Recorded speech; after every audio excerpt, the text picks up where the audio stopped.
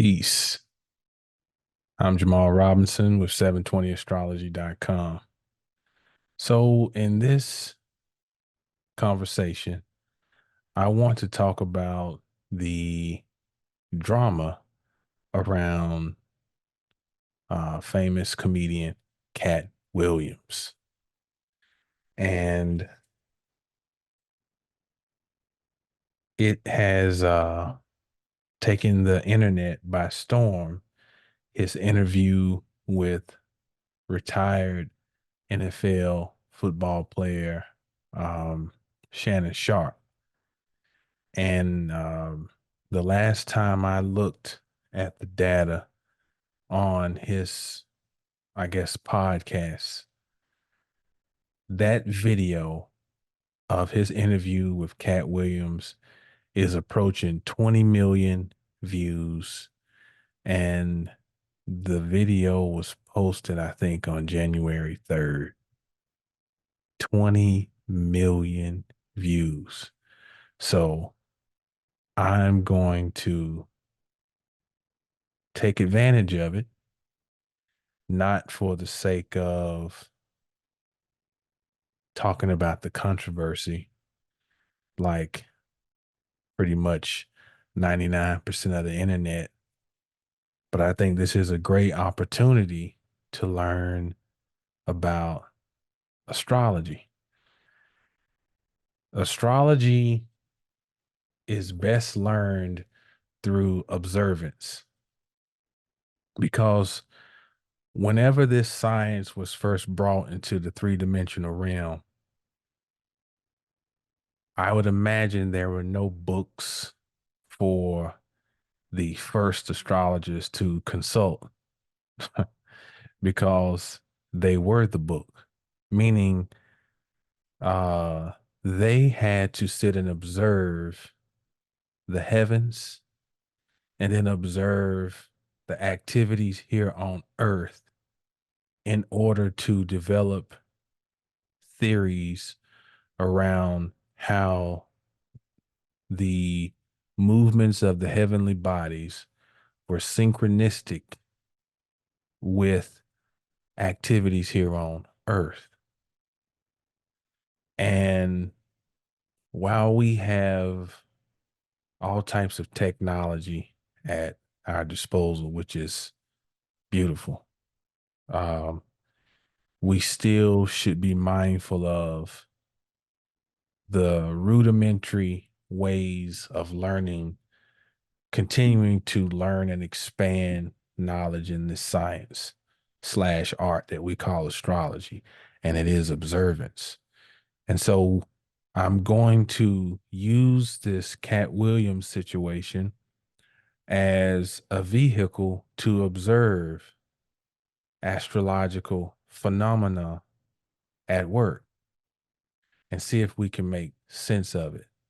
Uh, um, I'm married. I have 4 children.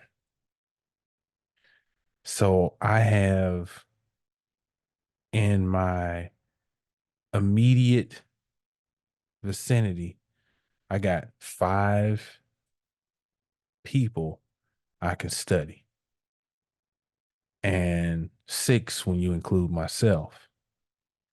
And it has been the best astrological data I could ask for because I can sit back and look at these children's different moods and their nature and how they talk and what gets them upset and what excites them, and my wife, what does she need at an emotional level, and how does she express, and uh the nature of her will, and all these things. You can observe people, and then with basic knowledge of astrology, of how certain planets express and how they function in different signs, and how that is even colored more about the houses that they're in.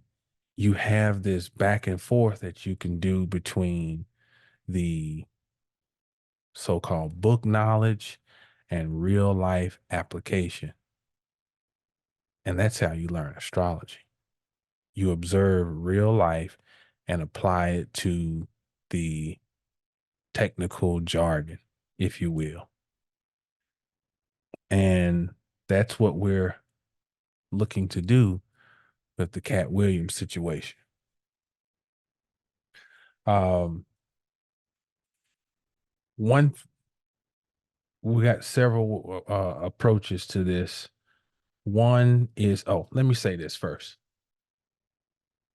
If you don't know, or don't know much about astrology, and you don't haven't really studied it, or if you're kind of at the beginning of your studies, um, I don't want you to be discouraged about the language I'm going to use, and how I'm going to talk about the aspects.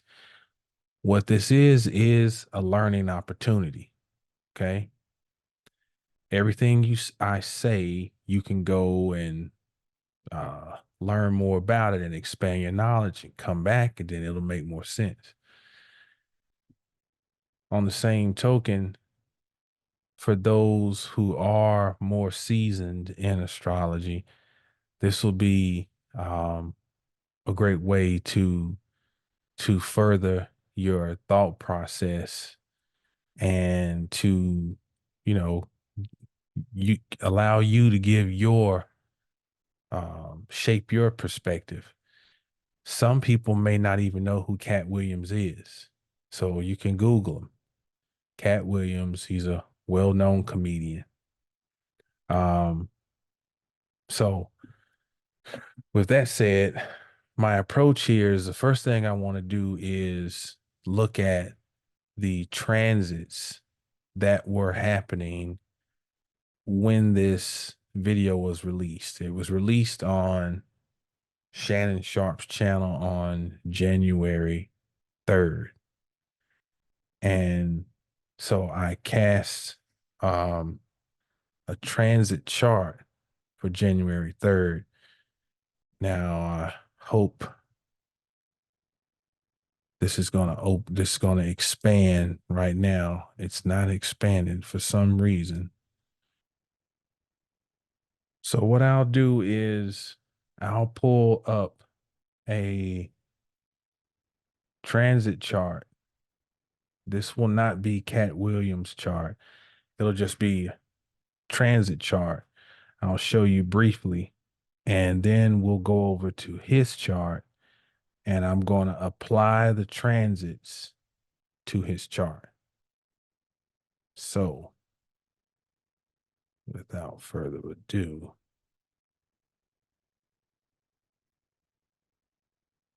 so it's January 6th right now. It's 12:37 a.m. Grand Prairie, Texas. So what I'm going to do is just move the clock back to the 3rd.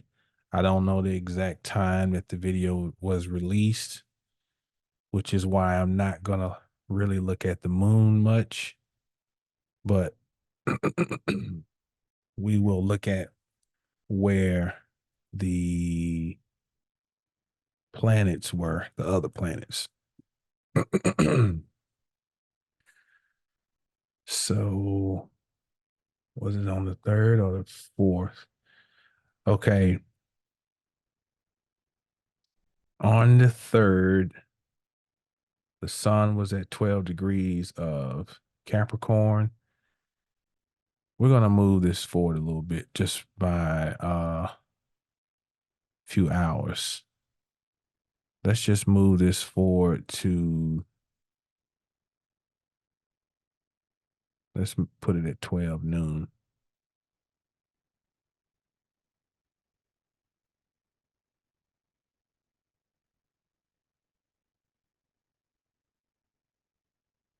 Okay, we put it at 12 noon. 12 noon, January 3rd. The sun is at 12 degrees of Capricorn. We have Mercury has just stationed direct the day before. So it's still at 22 of Sagittarius. We have Venus, which is at 5 degrees of Sagittarius. We've got Mars, which is at the critical degree, 29 degrees. Why is it critical? Because it is on the cusp of change. It's preparing to move into a new sign. So whenever we have a planet at 29 or another heavenly body at 29 degrees of any sign is said to be at the anaretic or a critical degree. Change is on the horizon. So we've got Mars there at 29.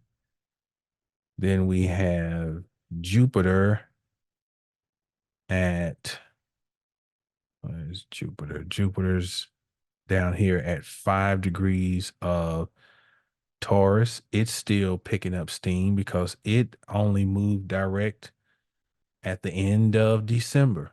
So Jupiter is still getting its bearings and working to pick up momentum, moving really slowly right now. We've got Saturn at 3 degrees of Pisces. It is there has been direct since November. We have Uranus down here at 19 of Taurus. It is still retrograde, but it is grinding to a halt because 19 is where it stations direct. So Uranus is pretty much at a standstill. And it will station direct on January 26th. So it'll be moving direct this month. We have Neptune up here at 25 degrees of Pisces. It's direct. And Pluto at 29 of Pluto of Capricorn. And like Mars, Pluto is also at the anaretic 29 degree, which um, Pluto, Lord of the underworld. So also part of this whole Katt Williams thing is part of the 29th degree involving Pluto, because Pluto brings out secrets. It brings out things that are hidden. And it tends to especially do that when it's at 29 of a sign preparing to change. Now, this is its second pass at 29 as far as its direct motion. Because Pluto briefly went into Aquarius in 2023. And so it's this time it's going to be in Aquarius for most of this year. And then it'll retrograde back again, I think, to 29 or 28 of Capricorn. And that'll be the final time when it moves direct that it will be at that 29th degree. And that'll be the grand showdown and that's going to be at the end of 2024 as Pluto makes its final ingress into Aquarius. All right. So these are the transits that are happening at the time the video is released. Why is this important? Because this is a clock, and each one of these representations here, they are dealing with some type of archetypal energy expression. The moon, although we're not really focusing on this for this part of the discussion, the moon, emotion. What do we need internally? The moon is the luminary that lights up the night sky, and the night sky is dark. And so that darkness symbolically coincides to the inside of us. What do we need on the part of us that people can't see? That's the moon. It's the internal illumination. The sun is the external illumination. What do people see? Because the sun is in the day sky. And that's where we are out, we're active, and we can see the light. Everybody can see the light. Okay. Mercury is how we communicate, um, how we exchange in business, and in how do we learn? How do we how do we move in general? How do we move? Um, how do we uh, how do we talk? Um, Venus, how do we procure resources? How do we relate? How do we express beauty? How do we enjoy it? Um, how do we form union? These are all things Venusian. What do we enjoy? What do we desire? That's Venusian. Mars, how do we defend or go to war? What is courage for us? What are we willing to fight for? Um, how do we assert our sense of self? Mars. Um, Jupiter. This is the spirit of abundance, the expansion. What do we expand? What do we inflame? What is our philosophy? What transcends us beyond this world? That's Jupiter. It's also, our ability to be generous. It's our ability to grow things, Jupiter. Saturn, our limits, our foundation, what we build. How do we bring the sunlight to the world stage, i.e., our status?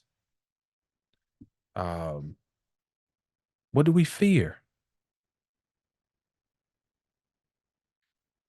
What are our limitations? I might have said that already. Saturn, just a few things. Uranus, our sense of rebellion, the enlightenment, the illumination, the maverick, uh, the pioneer, the sudden something that strikes, the lightning strike, which can be positive or negative. Neptune, how do we transcend three dimension? It's the overwhelm of water. It's the mutability of water. It's the change. It is transitory. It is otherworldly. It's so-called spiritual. Um, and finally, Pluto. What lurks deep beneath the surface? The epitome of subconscious activity.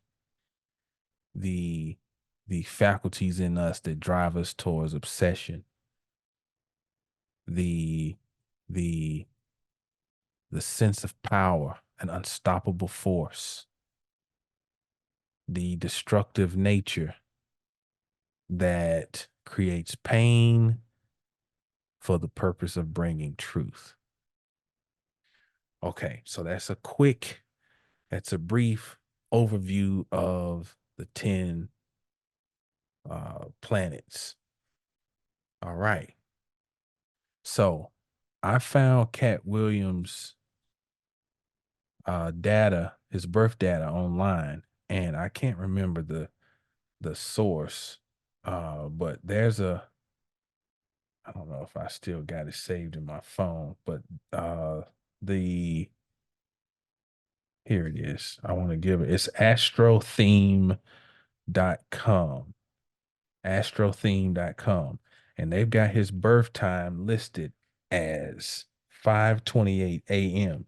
Now, when it comes to rating data, there's a system, a rating system. Now, this is rated AA. That means that this is considered to be a reliable time. Like if you see something like somebody's birth time and it has a D, that means the dirty data. So it's kind of like it's hit or miss. But this is double A, so considered to be, reliable. So, thankful that we're able to get that time. So give credit to where I got it from, astrotheme.com. All right. So what I did was I cast this chart, 5:28 a.m., Cincinnati, Ohio, September 2nd, 1971. And so I'm going to go and get his chart pulled up, and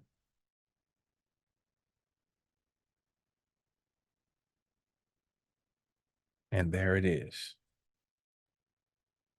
Now, before I even get into his chart, like I said, I want to talk about the transits that were occurring, and we're going to see how they were triggering points in his natal chart. Natal as in birth chart. So, for those who don't know, just to explain, what we're looking at is a snapshot of the heavens at the time that Katt Williams was born. Now, these bodies continue to move. This is just a snapshot at that moment he said that he went and he inhaled. That moment, this is a snapshot of it. But the clock kept on ticking. So whenever we're looking at the transit, we're looking at a snapshot of the clock at a certain moment.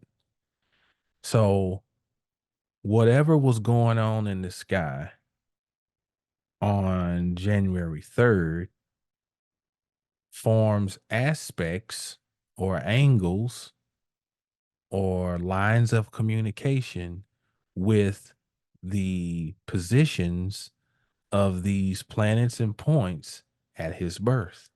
And they trigger the birth chart. That's how the transits work. The moving transitory bodies, the degrees they reach will affect the natal points in the chart, because these natal charts, these natal points represent the baseline of who you are. This is why one day you're like, I don't know why I feel down today, or I don't know why I feel more hopeful today. Mhm. A lot of this can be attributed to aspects relative to the transiting uh, planets. So let's start with uh, the fact that we had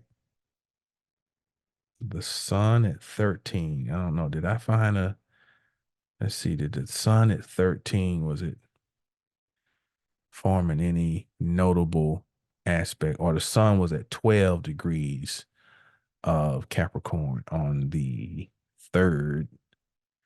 Um, one thing we had that means, so I'm going to draw the transits on top of his natal. So the sun was here at 13, which put it in a hard aspect to Neptune, his natal Neptune, if we allow for a 2-degree orb, then we see that his sun was forming a semi-square, which is a octile or 45-degree angle. It's splitting um the circle in eighths. Um so it is similar to a square. So the sun is our expression. It's how we express the self. And uh Neptune can, because it's so vast, it's the same as Poseidon, the lord of the sea. So water overwhelms, and water fuses things. It's a solvent. It breaks things down. So whenever we have a solvent or a solution, we don't know where one thing began and the other ends because they've been fused. So on this day, there is uh, some type of confusion in the sky around expression, with the sun in hard aspect to the natal position of Katt Williams' Neptune. Um, we'll go next to let's see. Mercury was at 22. I don't remember finding any hard aspects around that. We'll go next to Venus. On the day that this was released, Venus was at 6 degrees of Sagittarius. Okay.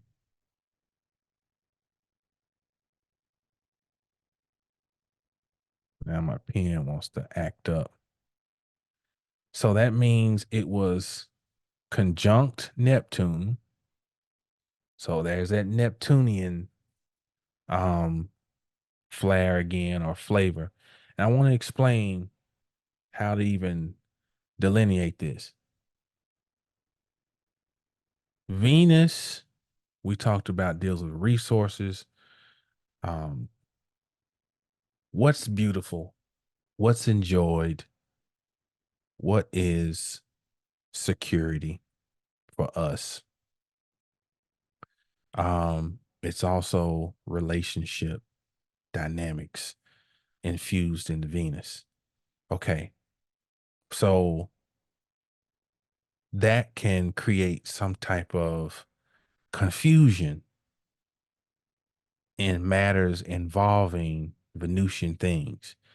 It can also be an otherworldliness, and it can also be creativity. There's a air of romanticizing things when Venus and Neptune get together, um, to where we may lose touch with reality. We It's almost like a feeling of rapture when those two are together. But to add to that, with Venus being at 6 degrees of Sagittarius, that means it is opposing his natal Saturn up here at 6 degrees of Gemini.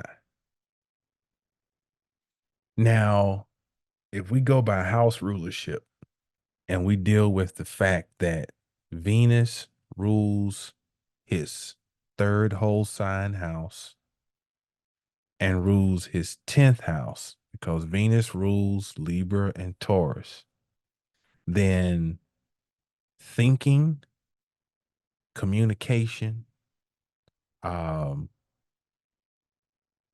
business affairs, there's opposition with Saturn. Career matters because the 10th house is career.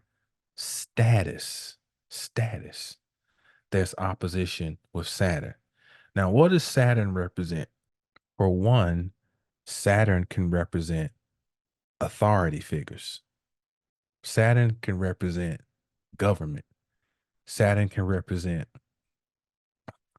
policies, policy enforcers. It can represent the rules. So there is potentially here opposition between his thinking and how he speaks and his status and his career objectives are in opposition to the powers that be. See how that? And so we're cheating because we've already seen the interview and we already know the MO of Katt Williams, those who know about him. But it's okay that we're cheating because it gives us uh some real life practical means to apply the data that shows up in the chart to see how the chart plays out in life and how life reflects the chart. Okay. Now, if we remove the house rulership, just the fact that Venus deals with, money, resources, and love and expression and beauty and art, and Saturn with being limitations and endurance. There's um this the artistic nature going up against the machine almost. We see this and this is again based on the transits at the time. We had transiting Mars around here. Now, let's do this. I'm going to erase what I've talked about. Let's just erase it so we don't end up with a whole bunch of stuff on the screen. So transiting Mars is right there at 29 of Sagittarius, anaretic degree. Okay. Now, let me say this. Mars rules his fourth house of family and his roots, home life, childhood, and it rules his ninth house. And this is especially important, the ninth house, because the ninth house is the house of perspective and opinion, of philosophy.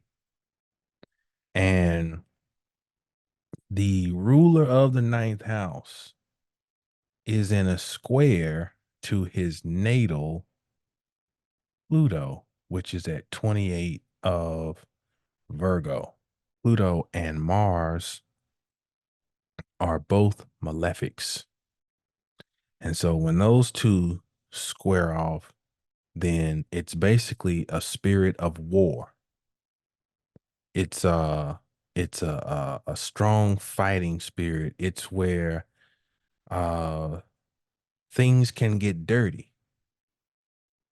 But when we take into account the fact that Mars is the ruler of his ninth house,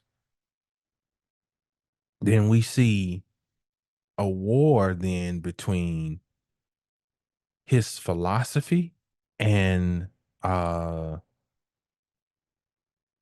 secrets, things that are hidden, Pluto, things that are tucked away, taboo. And there's a clash between his philosophy and the secrets and the things that have been hidden in the basement. This clash is played out on January 3rd. Okay. The next thing we'll look at is Jupiter. In his chart, Jupiter is in the fifth house. No, I'm sorry, in the 10th house, uh, up here, I'll write it over here. Jupiter is at 5 of Taurus. Okay. And that's in his 10th house. That's the career house again. And Jupiter is in quincunx. Quincunx means 150 degrees away with transiting Venus, which is at 5 of Sagittarius.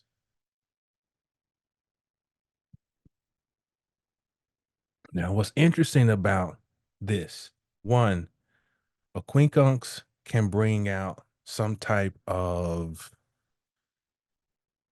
tension that's not like an opposition.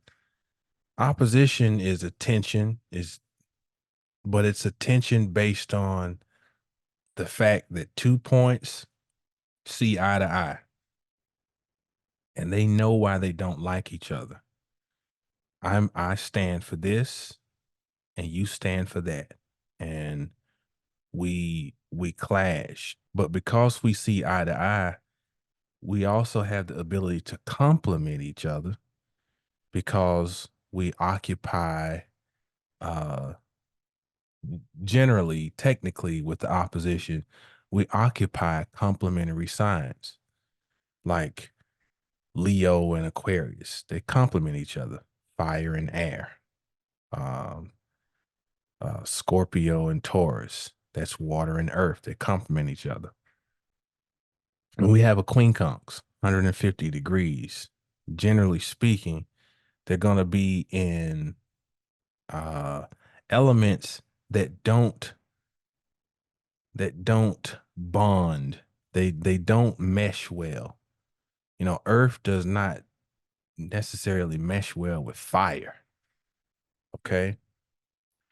And so they there can be some type of uh miscue, misalignment, a lack of understanding. Okay. But what's significant about this is that these 2 points have mutual reception. That means Jupiter rules Katt Williams' fifth house, all right, of Sagittarius. And Venus rules his 10th house of Taurus. So those two are locked into uh a union with each other. And it helps quiet down the quincunx because there's a representative of each house in the other. So the fifth house deals with what we create on our own, personal creation. It's the house of performance, drama, entertainment. Mm. Um, it's the house of joy. It's where the self is seen. Okay. The 10th house is where we bring uh the sunlight to center stage. Uh, I read something an astrologer wrote. I can't remember her name, but she was mentioning how career means chariot of the sun, and that makes so much sense because it's like your career is it's how you bring your sunlight to center stage for the world to see. 10th house is status. The 10th house is what has been built. Um, and the 10th house also is a earning house. And so when this is released, there's this cohesion between how I create individually my art and my status. And this interview reintroduced Katt Williams to the world. You know, he's been pretty quiet.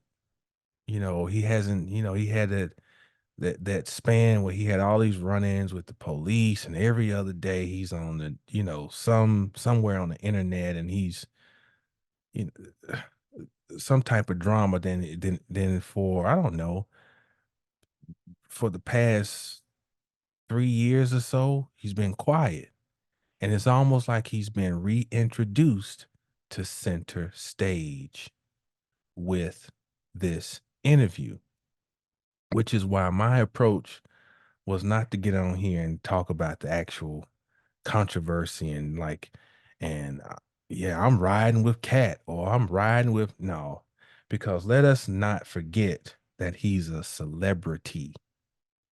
And the word celebrity comes from the Indo-European root family of the Kales. And Kale, it's such a large family of roots, it's broken into Roman numerals. So it's Kale 7. And this particular grouping means to speed, drive, and a subset, the crowd. So, in other words, a celebrity is one who drives cattle. That's what the word is really tying back to with the drive, to speed, as in to prod the cattle and to drive the cattle ahead or in whatever direction that the landowners or the livestock owners are choosing to drive them. So I'm never lost on the fact that we're dealing with celebrities, and whatever drama is going on in their lives does not directly apply to us. And what humans tend to do is to get caught up in celebrity things, and because we live vicariously through them, then we take sides and get emotionally involved when the world is WWE. The If you really want to understand the world we live in, watch WWE. These elaborate stories, these great dramas, and people choose sides and they lose themselves in the arena and in the and it's all an act. So I felt compelled to say that because we don't want to be misconstrued as getting caught up with the other 99% of the internet and taking sides in this. We're using this as astrological learning opportunity. All right. So moving on, this is something that's pretty significant. It's that right now, Katt Williams has a grand cross in his chart because transiting Saturn is at 3 of Pisces. Natal Saturn is at 6 of Gemini. His natal Mercury is at 27 of Leo, which is on the cusp basically of Virgo. So it's forming an out of sign square and opposition. And then down here we have Neptune and Jupiter at 28 of Scorpio and 0 of Sagittarius. So basically, that's a grand cross. So think about the cross from a religious standpoint. The Bible story, the main character, the Christ figure goes to a cross. Now that cross concept does not originate with Christianity. That's an ancient concept. It's even embodied in the first Hebrew letter which is the Aleph, is basically an X, which is the cross in motion. And we even in our math application, we use the cross for addition, which means substance is being added. Okay. So when we have the cross, we're adding to the soul experience because there's change, there's movement, there's some type of birth. Now, the cross is also, if you go back to medieval Europe, this is and up to and even beyond the Middle Ages up to even the 18th century, there were people who were, what's the term they call that when they're executed at the town square. People would go and meet at the town square to watch somebody get executed. And one of the ways was to be drawn and quartered. So when you're drawn and quartered, you're pulled in four directions like the Grand Cross. So the Grand Cross creates a lot of tension, uber tension. And so this is going on in his chart right now. He's got Saturn squaring Saturn, and Saturn is in his eighth house. And the eighth house is where we can have a lot of fears come up in the eighth house and a lot of paranoia in the eighth house because it's based on experiences that we have undergone that have created scar tissue in the subconscious mind. You know, the 12th house can be traumatic scar tissue from the collective unconscious. So it can be things that have happened that we're not even aware of.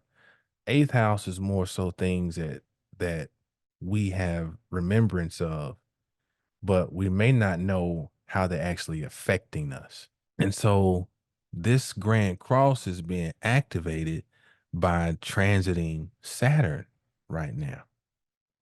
So he's going through a phase in life of something new is emerging, which is likely creating a lot of internal turmoil. Maybe things around relationship, maybe things around work, service, sense of service, this feeling of this sacrificial type of feeling. And you know, when you watch the interview, he alludes to this from time to time of this kind of being like almost like a sacrificial lamb type energy. So that is a big deal right now. You never know what all people are really going through. When Saturn is squaring Neptune, that can really heighten fears. It can really heighten concern over the future. And when you add Jupiter into the mix, it just expands whatever whatever may already be there. Jupiter is going to inflame it. And then Mercury is now it's we're communicating, we're thinking. This is conscious faculties. This is prefrontal cortex. And so this is now impacting how I present myself to the world. There's more though. We have transiting Uranus is up here in his 10th house as well. And it's at 19 of Taurus, which means it's in a square to his ascendant. Now the ascendant is it's you. The ascendant represents you, the collective coagulated energetic point that represents you as an ego, as a person, as individuated from everyone else. That's your ascendant. It's your body. It's how you are interpreted by the rest of the world. It's your presentation. It's the cover of your book. On the day of the release, and still, because Uranus is going to sit there until February, it's going to be sitting at 19 degrees. Remember, Uranus, this one here, is eruptive, is volcanic. Yes, it can be enlightenment, but it's also sudden things. And it can be sporadic. And here you have Uranus here squaring his ascendant, which can have him present himself as more rebellious and volcanic and eruptive and destructive. But that aspect can also is very electric, and it can be it can be action driven. This is kind of like taking the necessary action. It's kind of like almost Martian of getting something done, electrifying, but it's more electric. It's like a shock more than the fiery piercing moving forward of Mars. It's a shock with Uranus. And the interview was nothing but shocking. Okay. Then let's see, final thing we'll look at as far as transits when this came out was at Neptune at 25 of Pisces. It is in a semi square to his natal Mars. Mars is forward thrust, forward motion, head first, get it done. Neptune does not function that way. Neptune scatters, breaks down, dissolves, fuses. So that can create maybe some frustration, some angst around wanting to get something done, but not quite sure which way to go, ready to fight, but not quite sure where the enemy is. And sometimes, but yeah, we'll leave it at that. We'll leave it at that. Okay. So I hope I haven't bored you to death. Let's see one more thing about the day that the video came out. With the sun being at 12 of Capricorn on that day, then it was semi-square Jupiter. Now, Jupiter expands things. It blows things up. The sun is the centralization, the expression, the fixity of the will or the ego. When those two are in hard aspects, here's some things that can come up. Inflated sense of self, inflated ego. There might be a heightened sense of self-righteousness, and there could be this burning up of others based on an opinion or perspective. And all I'm doing is talking about the archetypes. The sun is fire. It's your fire. It's fire related to who you are. It's the will. Jupiter is opinionated. It's perspective. It's righteousness because Jupiter is religion, philosophy, the law. The law is about what's right according to the whoever writes the law. um, but when it's in hard aspect to the sun, it can create this inflated sense of self. So this is what was going on in the sky when this video was released. Now, let's talk about Katt Williams' actual birth chart. And first, we start with the fact that according to the internet, his first name is Micah. So Micah Katt Williams. And then that made me think, what's interesting is that that's the name of the Dallas Cowboys star linebacker, Micah Parsons, who wears number 11. Now, according to the biblical story, and I'm no biblical scholar, but Micah, I think it says he alerts the people that King Ahab would be overtaken. Okay. Now, what's interesting is that Ahab is spelled Aleph, Ket, Bet, Ahab. That adds up to 11. The character Micah, who announced the overthrow of this, I guess, tyrannical king Ahab in the story. The name Ahab, Aleph is 1, Het is 8, Bet is 2. They add up to 11. Micah Parsons' number for the Cowboys just happens to be 11. Now, you can make your own inferences into that and come to your own conclusion around the significance.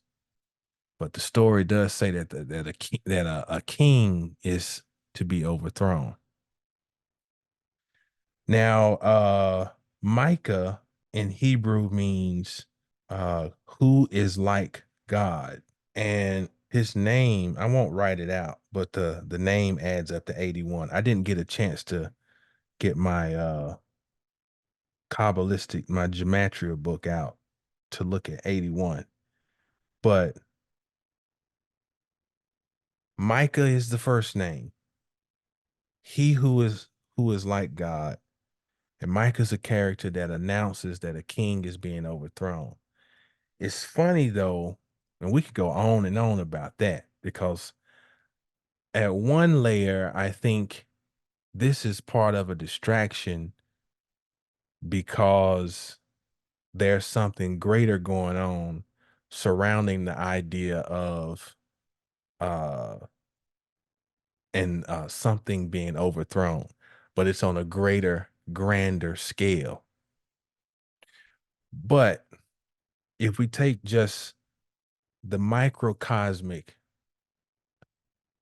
approach, he's talking about overthrowing a system, but he's talking about it from his purview. He's in Hollywood and he's in that space of influencer and entertainer and celebrity.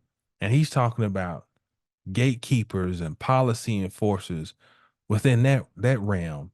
And he is speaking from a standpoint of overthrowing the kings or the people who have been occupying the throne. It's very interesting. Now, his middle or the name we know him by is Katt. Now, it spells it Katt, but I mean, phonetically, it's cat, as in feline. He is a Leo rising. Leo rising. The grand cat, the king cat of the jungle. Leo is also associated with royalty. If you look at his chart ruler is the sun because the sun rules his rising sign of Leo. And his sun is in a square to Saturn in his chart. And this is the first thing that really jumps out and tells us about who Katt Williams, Leo rising, is. Because the sun is in conflict with Saturn.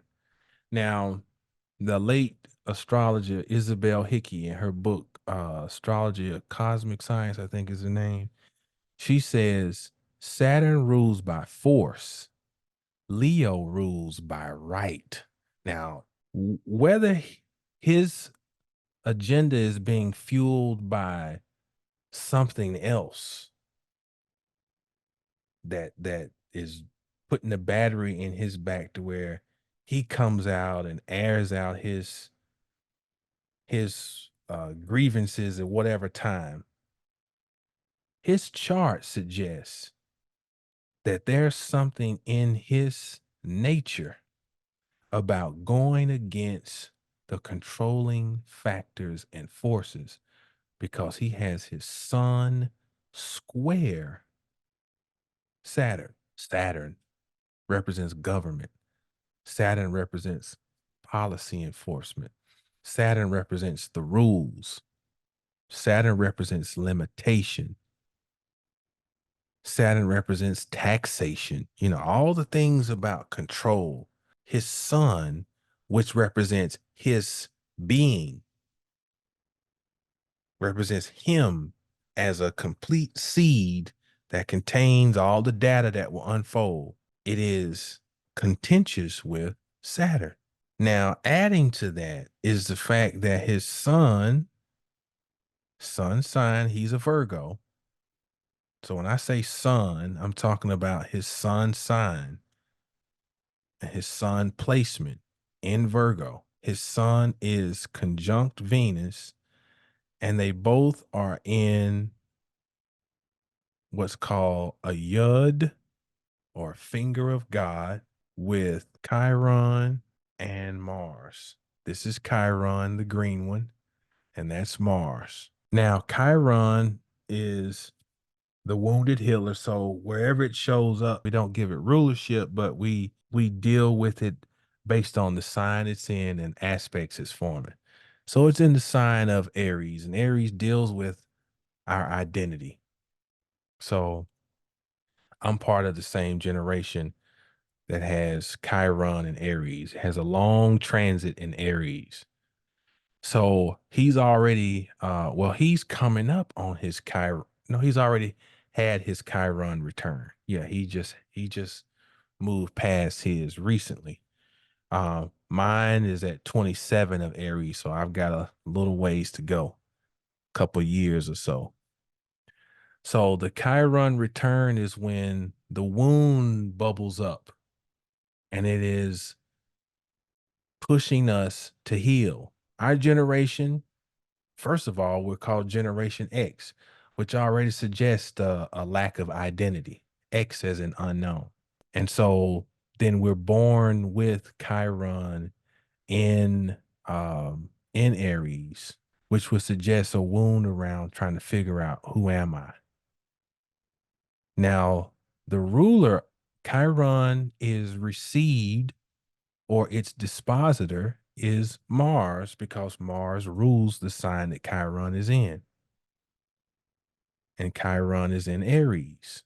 So Chiron and Aries are in a relationship where they can work with each other. But what throws it off uh, is the aspect formed by the Sun and Venus. Because again, they're in quincunx to those 2 points, and they create a misalignment. They don't see eye to eye. So the self that people see when they look at Katt Williams, for one, does not line up with Katt Williams' philosophy. So in other words, Katt Williams, according to this chart, is misunderstood, grossly misunderstood. This was something that an albatross he was born with, of not being understood. The way he thinks, people not understanding the way he thinks and speaks, and uh, relative to his philosophy, meaning the philosophy might not always readily be understood and come across and be accepted. It may be more so the identity. And this is like a literal representation of don't judge the book by the cover type thing, because the sun rules his rising sign.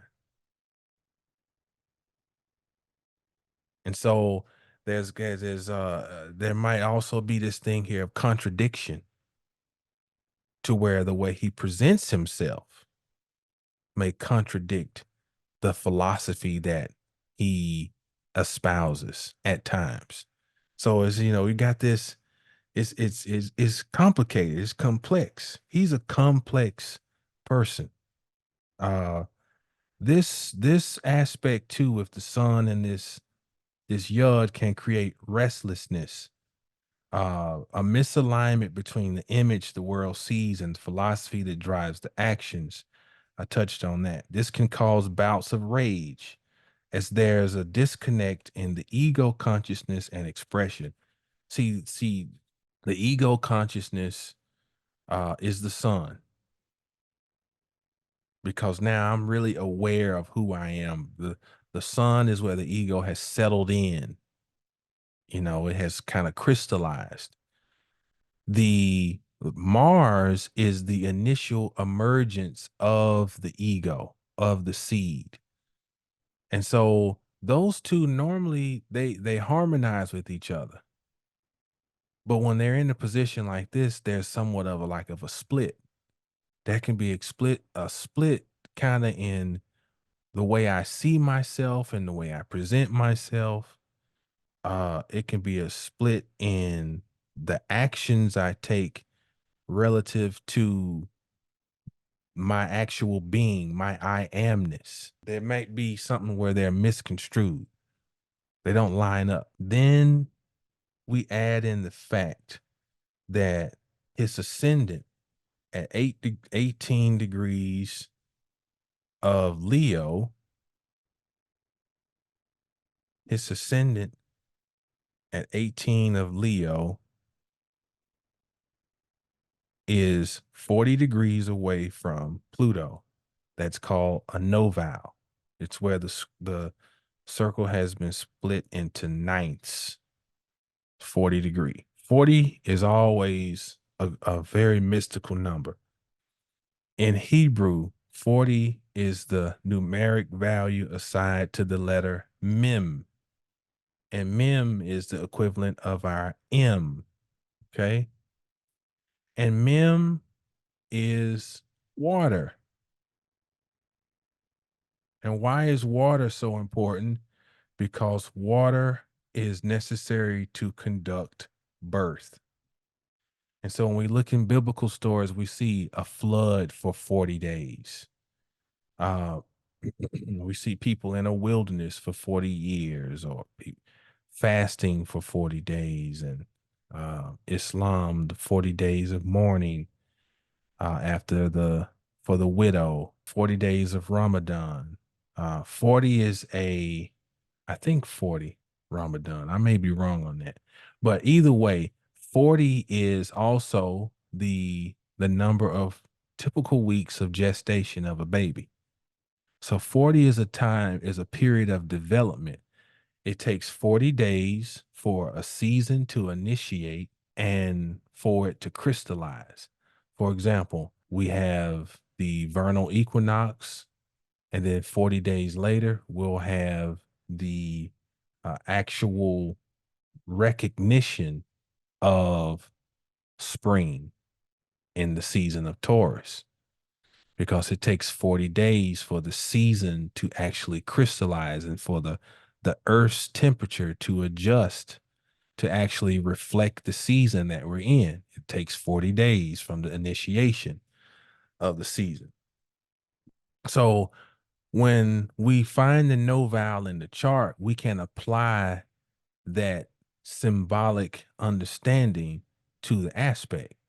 So if his ascendant is 40 away from Pluto, and Pluto is a planet that, you know, it deals with things that are hidden, taboo, was what but ultimately Pluto is a planet of transformation.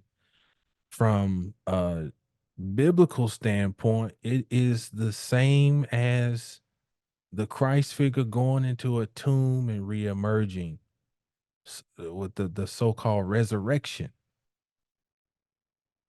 The resurrection is embodied in Pluto. because for there to be a resurrection, there had to be a death. And his chart suggests this thing of life after death because his ascendant is gestating towards Pluto. So there's something in the identity, the idea he has of himself or his image, what he presents to the world. There's something about it moving towards transformation. And I would imagine that throughout his life, he's probably transformed several times with this relationship between his ascendant and Pluto. Let's see. Oh, there's so much. Some of the stuff I'm not going because I could be on here for I don't even know how long I've been going so far, and I hope I haven't lost the audience. But okay, something I forgot to mention. His chart, I would classify it as a tripod. He's got a bunch of planets here, then he's got two here, then he's got one there. So they're split up in three. Okay. And the tripod is based on air signs. There's a grand trine here, and those represent the legs of the tripod. Okay.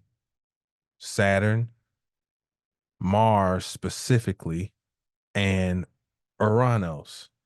Those are the legs of the tripod. Now, why do we use a tripod just like for to support a camera? Because those three legs provide perfect support. It's more difficult to knock over something when the legs are spread properly and they're locked in place. It's a pretty stable position.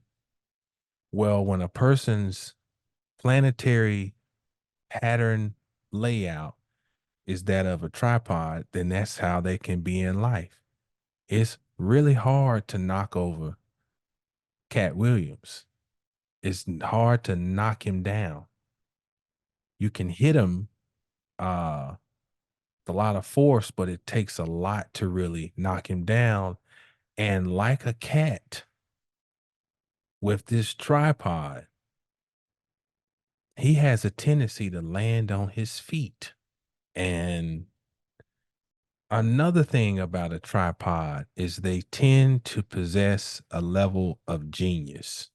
There's this ability to tap into something. And with his tripod forming in air, then we're talking about mental prowess. We're talking about this person's a genius.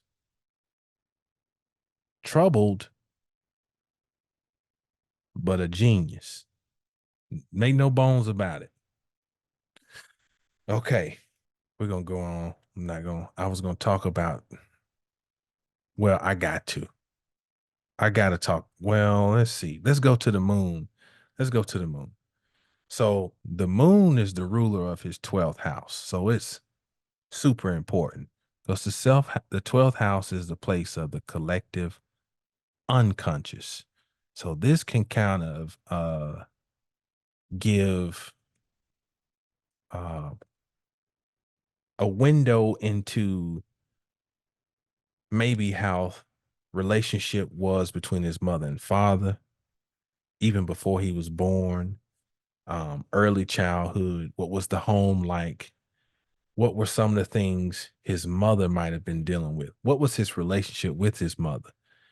Especially because the moon rules his 12th house.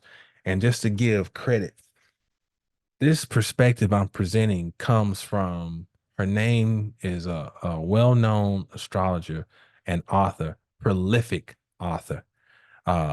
She pronounces her name as Cotton Hamika Zondag, I think. But in the way in our vernacular, Karen Zondag, Hammaker Zondag, or it might be, but She's got a great book on the 12th house. Um, a host of great books, but the 12th house books is what I'm referencing right now in my explanation.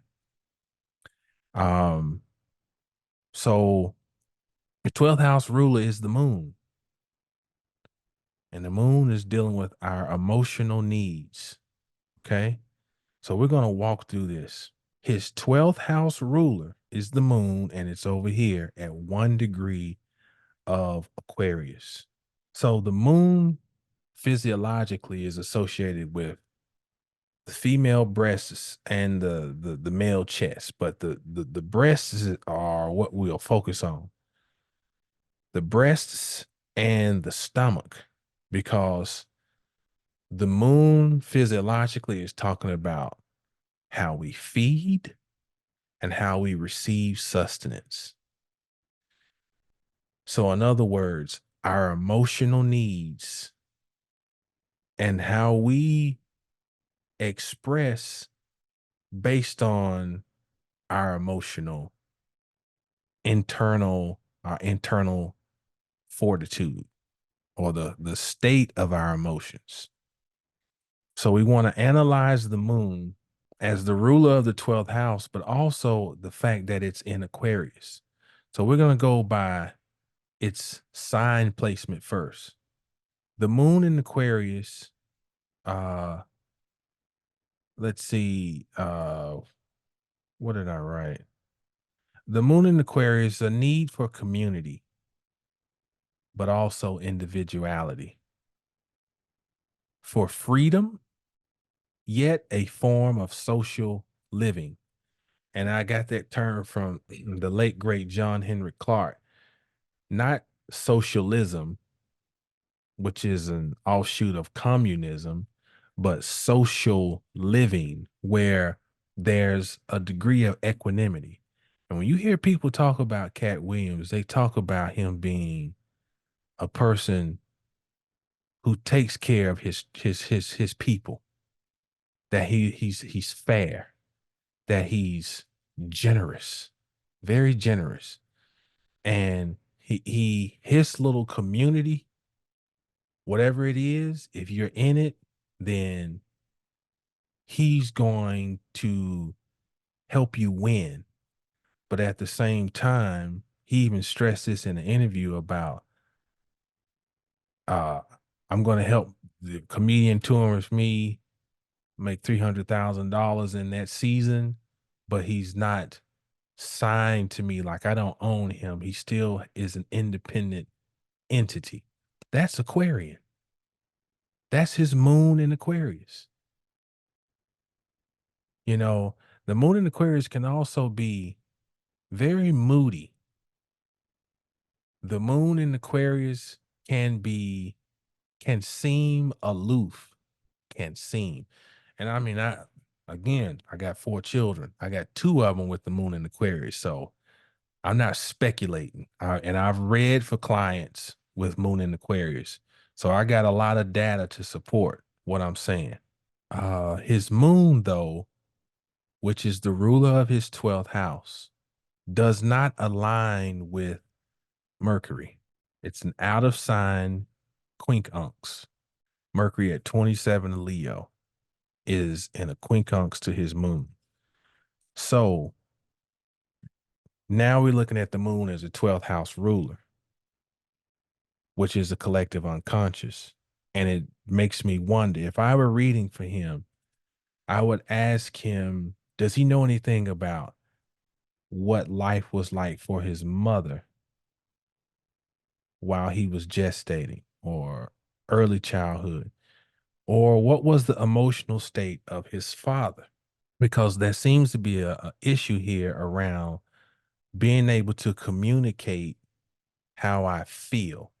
Uh, and I mean feel from the core, from the emotion. And it may not be him.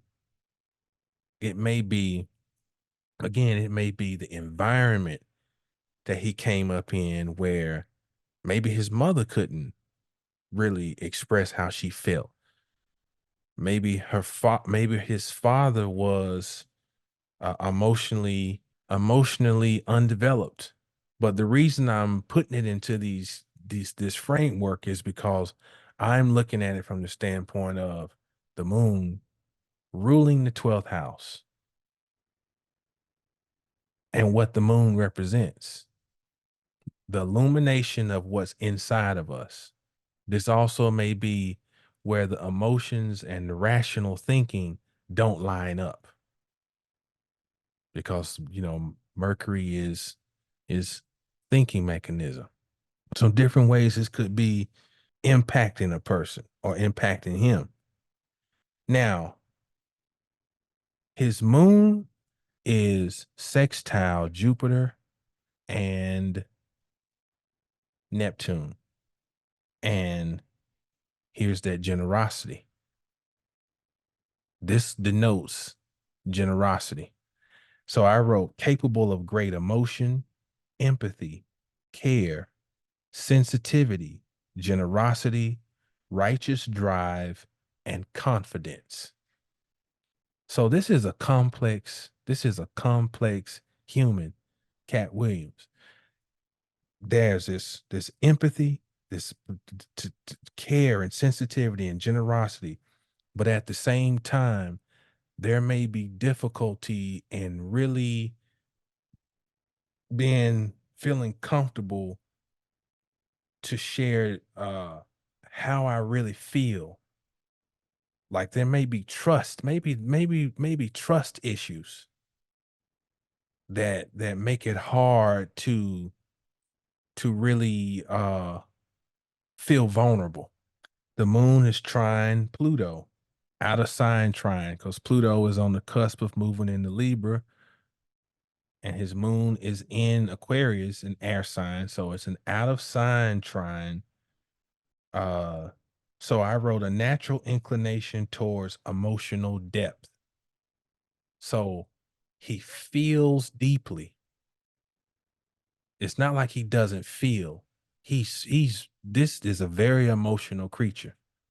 He feels deeply, he empathizes, he can sense pain, but there may be difficulty in expressing, especially vulnerability, especially given the fact that he's got Mercury square Jupiter. And maybe, because Mercury square Jupiter can make me be more braggadocious, me to I have to express in a way to where I convincing you that I'm confident that I'm right, you know, uh that my perspective, my opinion is the correct one. And uh so you see the complexity here. And the way he expresses may add to the fact that, remember I said his chart ruler is does not line up. Like, in other words, his sun does not see eye to eye with Mars. So maybe the way he talks and expresses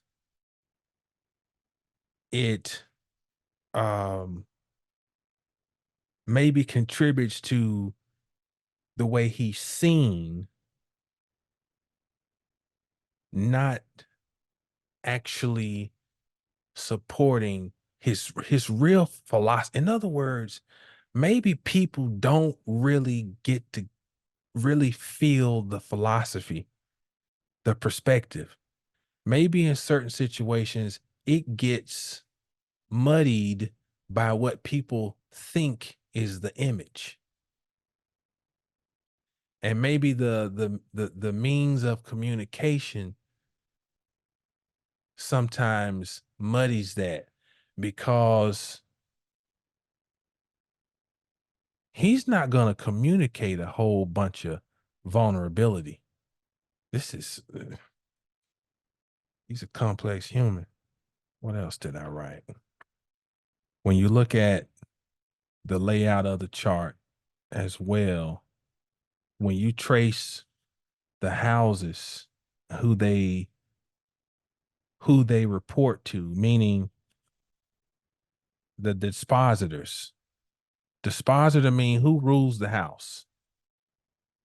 Like the dispositor of the ascendant, for example, is the sun, because the sun rules Leo. And the dispositor of Leo is Mercury. So his first and second house are locked because the ruler of each house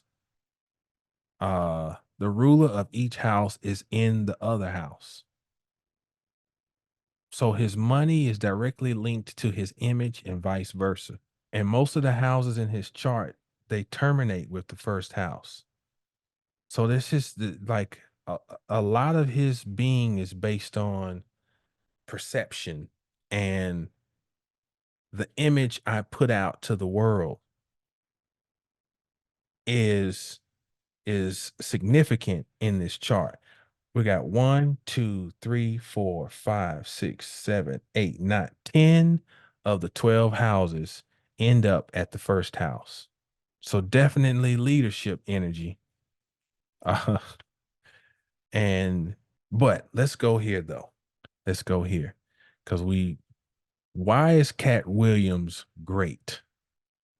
Well, we know he's a genius. We talked about the tripod. We know he's complex. There's a lot of emotional complexity. He's not going to really present his vulnerability, not to the world, and which I mean, rightfully so, but he is about his tribe. But what really makes him special is the fact that he was born with Venus in Virgo, the sun in Virgo, and what's called his VSP also in Virgo. VSP stands for Venus Star Point. And I'm embarking on this journey of learning more about the Venus Star Point. And so this is pretty much like the reigning authority is Ariel Goodman, and this is her book, Venus Star Rising.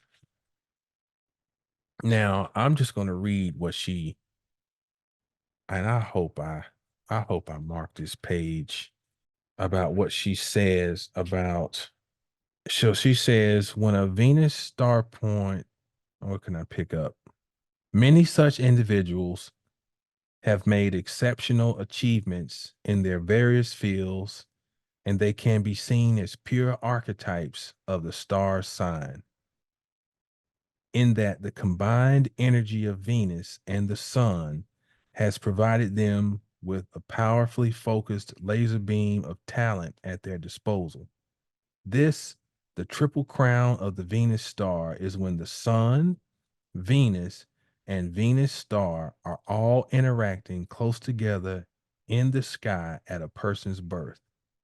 Examples are Oprah Winfrey, Leonardo DiCaprio, Dan Brown, Tom Hanks, Venus Williams, and Jack Nicholson. All of these pure Venus stars have surpassed the competition in their respective fields. Further, they use their star in bold and dramatic ways in the manner suggested by the sign their star is placed in. So, the sun, Venus, and the Venus star point. So, what's the difference between Venus and the Venus star point? The Venus star point is when the sun and Venus form a conjunction. That happens every 9 to 10 months. Okay. And when they form their conjunction, it's called a star point, Venus star point. And Venus forms 5 conjunctions with the sun in 8 years. Okay. It takes it 8 years to form 5 conjunctions, and those 5 conjunctions form a 5-pointed star relative to the orbit of Venus to the sun. The point where Venus formed a star point does not necessarily is not necessarily going to be where your Venus is in your chart, because some people may have, like for mine, I'm born in February, but the previous Venus star point was in Gemini. So that's the closest one to my birth. But my Venus, my sun's not in Gemini, and my Venus is not in Gemini. But for Katt Williams, when he was born with the Venus star point in Virgo, his sun in Virgo, and the actual transiting Venus planet in Virgo. And these names that I read: Oprah, Leonardo DiCaprio, Dan Brown, Tom Hanks, Venus Williams, Jack Nicholson, they're all like considered to be icons, top of their game. All right. In their heyday. This is Katt Williams. There's no denying when this man says he's great, he's not, it's not cap. he's he is. Now, but he's very quick to tell you though how great he is. Mercury square Jupiter, and he's not going to show easily his vulnerable side. And part of that is because Jupiter rules his eighth house of fears and paranoia and neurosis, and he can't he can't allow people to i- he has to protect himself from sudden attacks. He's subject to things happening out the blue that create traumatic scar tissue in his subconscious mind. Why? Because he has his eighth house ruler of Jupiter in a semi square to Uranus. So he may be subject to things happening out the blue, may be subject to accidents, but that has nothing to do with the fact that the man is he is great. So he's born in 71. He's born on September 2nd. The Venus star point occurred just a few days before his birth on August 27th, 1971. So he's born like 5 days after the Venus star point. Okay. So I'm going to read some of the attributes that she gives of the Venus star point. The great assets: the ability to come up with logical and practical solutions to problems and situations when others are confused, the ability to analyze human behavior, the ability to maintain a systematic and efficient approach to everything, willingness to be a vehicle of divine service. And he does talk about that a lot, about he does incorporate that in, about that whole aspect of service. Um and other people do mention that about him looking after people, um helping to cultivate and encourage people, cultivate their talent, their gifts, not being threatened. Um and just being a Virgo, it's just, logical and practical solutions. I argue that Virgo is the fourth air sign. They have a lot of air qualities, but it's very grounded in practical earth, tangible means though.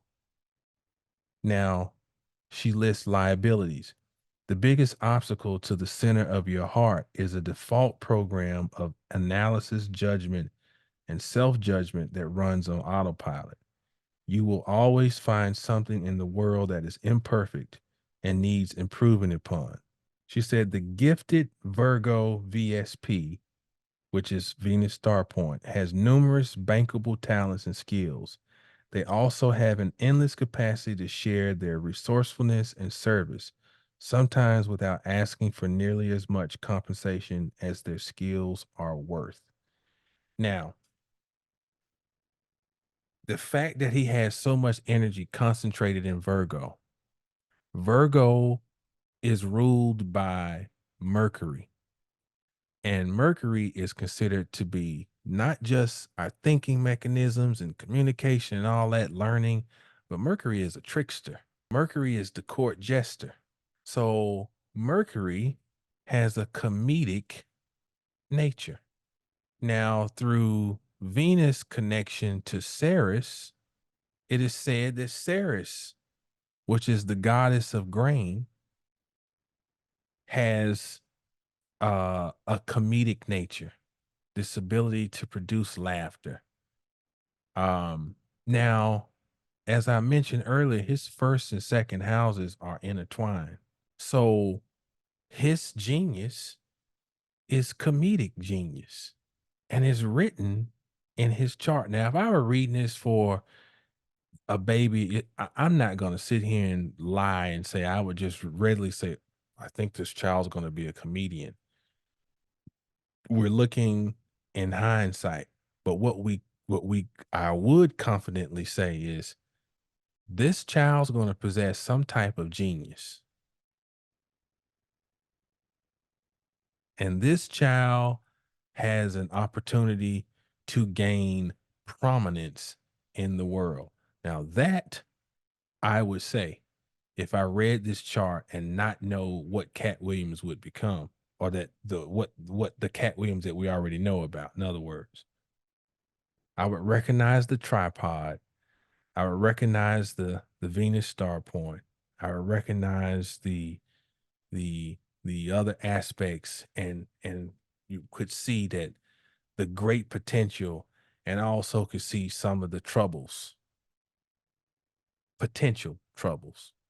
Because ultimately, I don't know all of his business, but I do see the potential for some type of emotional issues around possibly not being accepted for who I am. Because the sun is in a quincunx with Mars, and Mars not only rules the ninth, but Mars rules the fourth. So maybe there was something here about not being accepted in his own family, because the fourth house deals with home and family, our roots. I think that's enough. I'll stop there. But I hope this has helped to shed some astrological insight into how much information is actually inside of a chart. And this is just this is just something quick I threw together. Yeah, that's Katt Williams. And final thing is, so there's a timing technique called annual perfection. His and I'm not gonna go through all the explaining, but I'll just his annual perfected ascendant. This timing technique moves the ascendant a year, 30 degrees every year. So every 12th year is back at zero. So 48, he was back here at house one. So at 52, his previous birthday, that put him at his ascendant at 18 of Sagittarius. Okay. And that 18 of Sagittarius is received by Jupiter, which I said Jupiter is up here right now. And it's in his fifth house, where Venus is, where we have these two houses locked because the rulers are in each other's houses. And so the fifth house, entertainment, drama, performance, gambling, personal creation. These are the themes, some of the themes associated with the eighth house. Currently, Mercury has retrograde back to 22. It is direct now. Mercury is at 22 of Sagittarius, conjunct his annual perfected ascendant. And so maybe this communication of his truth, which is Sagittarius, Mercury communication, Sagittarius truth, maybe this ultimately has been a plan to resurrect Katt Williams and to move him up to the position of the Don. Because for all of the harsh words, the rebuttals have been very carefully crafted as not to further poke the bear. So is it by happenstance that this is going on at the time that his annual perfected ascendant is in the fifth house? I don't know. But it seems that it is his time to be resurrected. Now, what comes of that, I don't know. Well, March and April will be interesting as Jupiter will be conjunct Uranus. It'll be interesting to see what happens in his life because they're going to be squaring his ascendant. But for now, it just seems that in the stars, it lined up with the fact that he is on center stage and he's performing. All right. That wraps it up. For those who watched all of it, thank you. Hope it all made some sense. And as always, I'm available for private consultation through my website, 720astrology.com. Know the stars to know yourself. Peace.